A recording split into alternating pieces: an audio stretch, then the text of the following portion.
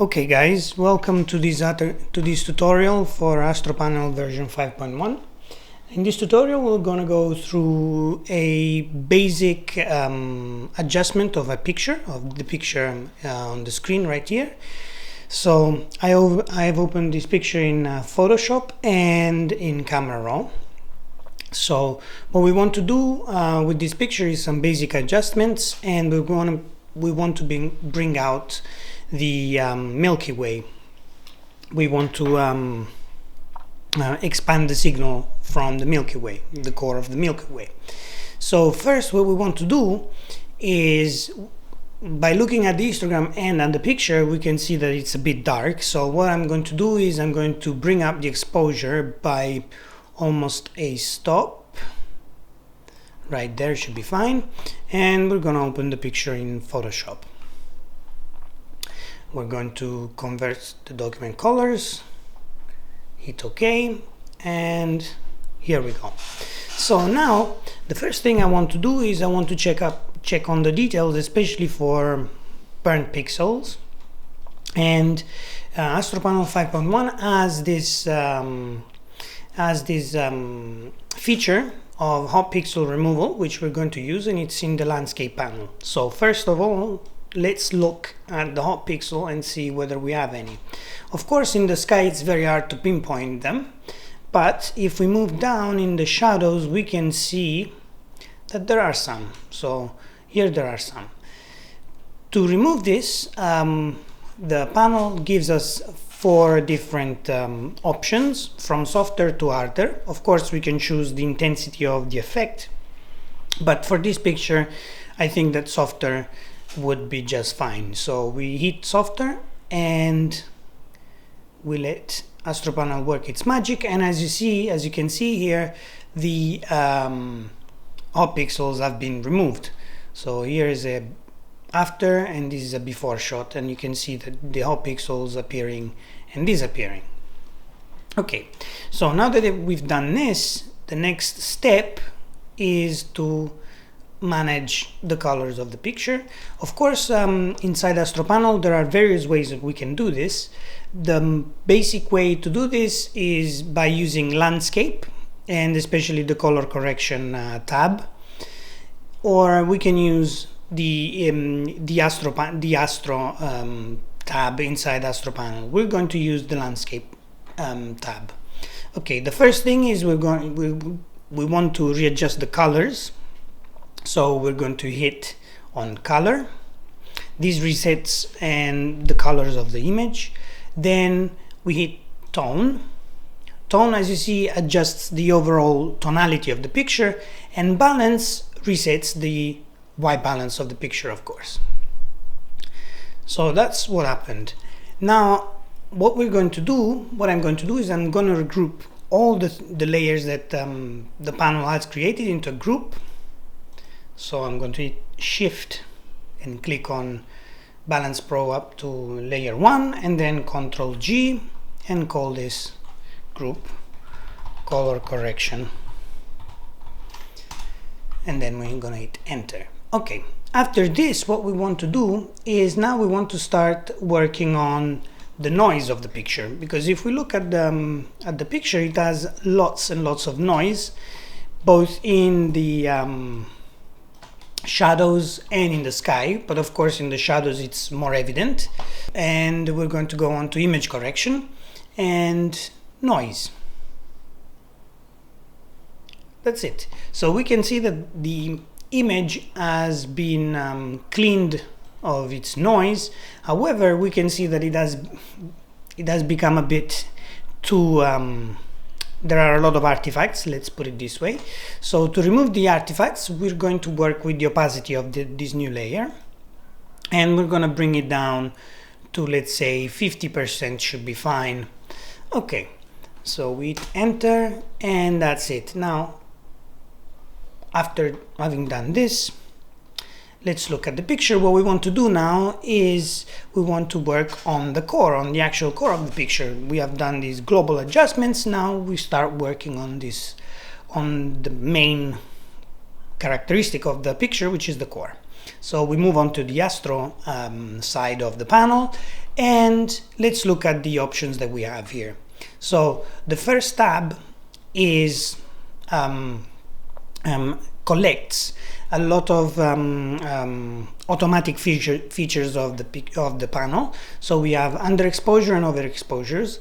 These two are automatically adjust the picture for underexposed or overexposed pictures, and they bring them to a more balanced exposure. However, here from the histogram, it looks like we have a balanced picture, so we're not gonna look at these two. We're not going to touch these two tabs. 32-bit to 16-bit is a feature that converts a document, a file that has been processed in Deep Sky Stacker, for instance, from a 32-bit color file to a 16-bit color file, because it's that's what we want to work with. And reset colors is essentially a automatic feature of the panel that does exactly what we did before with the color correction, but it doesn't do it step by step, but it collects everything into one click. We're going to avoid this. We're going to go on to stretch image. For stretch image, these features of the panel essentially try and bring out more signal from the core, and they stretch the signal out. Especially, so if we were to hit under, what this would do is this would try and stretch an underexposed image to the right correct exposure and then bring out the signal from the core. The over feature would do the same, but for overexposed image. So it would bring the exposure down and then try and bring out the signal from the core. In this case, we are dealing with a balanced picture, as I said before, so we're gonna hit dynamic, and let's see what happens here. So we hit dynamic, and we see that the core of the galaxy has been brought up, and the shadows have been left alone and pushed backwards to the left. Okay, so however, we can see that this is a bit too much, so we can bring down the opacity a little bit. Maybe not too much, but that's okay. Okay, after having that done, so what we want to do is we want to work on the stars, because what I feel is that, you know, there are a bit too many stars in the picture, and they can be a bit too overpowering. They can overpower the image. So we go on to the stars tab, and in here we need to be a bit careful. So there are three different options, three different groups. So we have select star group, the star tools group, and the star spikes group. The first one does what it says on the tin. So basically it selects the stars, and with little, by pressing little, you would just select the little stars. Medium, you would select the medium stars, and so on and so forth. The stars tools is a group of features that essentially act on the stars. So filter stars basically filters certain stars and leaves alone certain others. Fade essentially reduces the luminosity of the stars, and it basically turns them off. Vivid brightens not the luminosity, but the color, so it saturates them. Reduce, you just reduce the amount of stars, so basically you're removing some stars, and you're making them by making them smaller. And remove, you just remove all the stars. The third group is more related to deep sky photography. We're not going to use it here, but essentially it adds to the picture the famous star spikes, which are those crosses that you see on stars sometimes when looking at deep sky images. So in this case, what we're going to do is we're going to reduce stars. So we hit on reduce. Let's make it happen. And so you can see that a lot of stars have been reduced. They have almost disappeared. We can see by zooming in that they have been turned off. So, however, we have turned off far too many stars, and we can maybe bring the opacity down a little bit. Let's say around 60% should be fine. Okay, so once we're done with this, now what we can do is perhaps work on boosting the details in the core, and to do that we look at the enhance sharpness group. In here we have a set of tools that allow us to deal with the details of the image and of the core of the image, of the galaxy, or for when it comes to deep sky images, we can enhance the details of a nebula, for instance. So I'm talking about nebula. Nebula here is a tool that allows us to bring out the nebulosity and enhance the gaseous formation of space. In this case we could use it, but we're not going to do that. What we're going to do is we're just going to boost the details of the core. To do that we have three different tools. We have boost, auto boost, and extreme. Auto boost basically boosts the details automatically. Boost does so in a controlled fashion, and extreme enhances both the sharpness and the saturation of the image. Okay, so we're going to look at boost. Now, as you can see, when we hit on boost, essentially what we get is a layer with a black mask. And this is done on purpose because we want to put details in little by little. We don't want to do it too much, because otherwise you would get something like this, which you don't want to do clearly. So we can take the white brush, and we can do that by clicking here in the panel, and we can start painting in some of the details. Of course, here this is demonstration purposes, so that should be fine. And perhaps we can bring out some of the details here, and that should be fine. Of course, if we see that it's too much, you can always bring this effect down a little bit by working with the opacity of the layer. Now, one thing that we want to do is, of course, work on the opacity, and we can work on the opacity either from the opacity here or the density option right down here, which is the same thing. We can bring it down, and this does the same effect. So what we want to do now is work on this mask. And to work on this mask, of course, we can feather the mask a little bit, and we can reduce the feather of the mask down to, let's say, 350. This is to make the passage from unsharpened areas to sharp areas more homogeneous and not so abrupt. Let's put it this way. So after this, okay, we have enhanced our details. We can move forward, and perhaps we can look at the sky.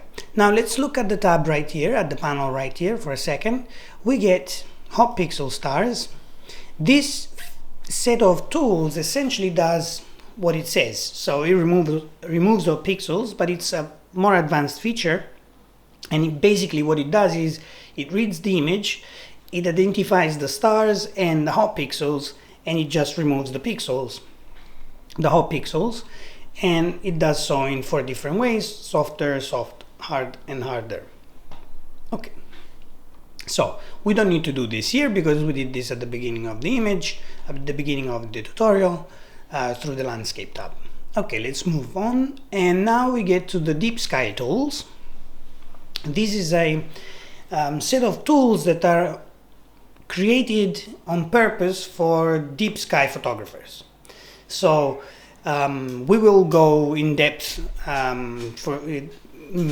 in another tutorial, but perhaps here what we want to show is how we can use one of these tools to enhance our picture. In particular, we're going to use the black sky feature.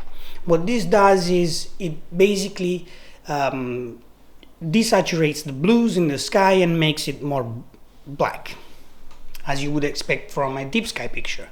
In this case, let's hit on black sky, and there you go. The blues have gone, but as you can see, it has also taken out the blues from the core, and we don't want that. So what we can do is we create a black mask by hitting this button and then inverting the mask by clicking on invert. That's as simple as that. And now with a white brush, we can paint on the sky, on the portion of the sky that we want to blacken, desaturate. So for instance, let's start like this.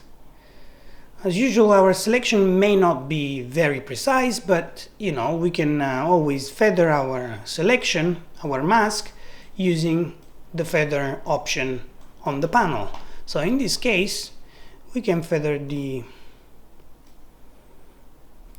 mask like this, and we have a more desaturated blue sky. Okay, so just to check, this would be before and this would be the after. Okay, once we've done this, now we can start really dealing with the core and with the details, perhaps by bringing out the lighter parts, and darken the darker parts of the core. And to do this, what we can do is dodging and burning. Now with dodging and burning, we go on to the landscape tab, and we have effects DNB, which stands for dodging and burning, and we can use either the simple or the dodging and burning pro. We're going to use the simple one. Okay, so once we have done this, now we have various ways of acting on the lighter parts and the darker parts. What I want to show you now is how we can use the luminosity masks and perhaps the color tones masks to work on this image. So let's say that we want to work on the colder parts of our image. Then we can use the eyedropper tool, which is right here. We can click on the part that we want to work. Let's say that we want to work with the darkest part of the image, so we want to darken the central bit of the core. So what we're going to do is we're going to click on a dark part, let's say here, and the panel tells us that we're working with dark luminosity mask number 2. So we click on that, and now what we want to do is we want to refine this selection. Of course, basically what this tells us is that the whiter it is, the more effect our dodging and burning will take effect. Okay, so we're going to refine this, and let's take the curves a little bit higher so that we can see the core a little bit more, and then we can hit OK. Then we can hit apply. So now what's happening is that our burning will take place just on the white parts of our mask. So now let's take a black brush. To do that, we can just hit on this button right here, and now we can start painting. We can bring the opacity down, of course. Let's bring it down to maybe 25%, and then let's start painting in on the dark areas of the core. And as you can see, it's bringing out a little bit of detail. Okay, so let's stop here for this. Now let's go on to the lighter areas. On the lighter areas, we want to do the same thing. However, what we want to do, we want to repeat the same process. So first we take the eyedropper tool. Let's hit on a bright part of the image, let's say this part.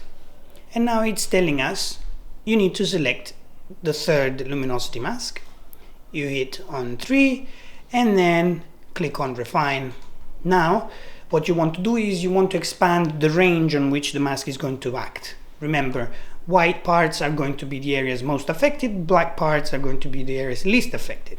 So let's bring up the curve a bit so that a bit of the core emerges. That should be fine. Let's click OK and apply. With it apply, then as it says here, we need to select a white brush. So we go down here, click on the white brush, bring the opacity of the brush down a bit, let's say 10% should be fine, and let's start painting on the brighter parts of the core.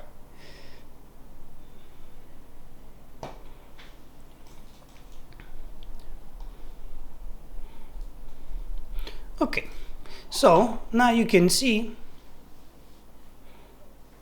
that the effect is taking place is just on the lighter parts of the core. The beauty of this method is that if by mistake we paint over here, for instance, these changes over here will not take place because the luminosity mask guarantees that these changes will take place just on the core, so it's more selective. Of course, what we can do is we can work on the orton effect if we would like, if we would like to add a bit of a dreamier effect to the picture. To do this, of course, we can hit on the orton effect tab, and we have three options as usual. We have the basic, Orton Pro, and Magic Orton. So Orton Pro gives a little bit more choice on the effect, but for all intents and purposes of this image, we're just going to hit on basic, click on basic, and now we can select the strength of our orton effect. And to do that, we can select the radius here. We can work on the radius, but I think 8 would just be fine. And then, as usual, we will work with the opacity of the layer. So the opacity, let's bring this down a little bit, just so that we don't have a burnt core, for instance. And then maybe, you know, if one wants, then one could work, for instance, with luminosity masks or color tones mask to apply the orton effect just to the core, for instance. We're not gonna do this here, but you know, you're more than welcome to try it out. Anyways, for the tutorial we're done. Thank you for watching and see you later. Bye.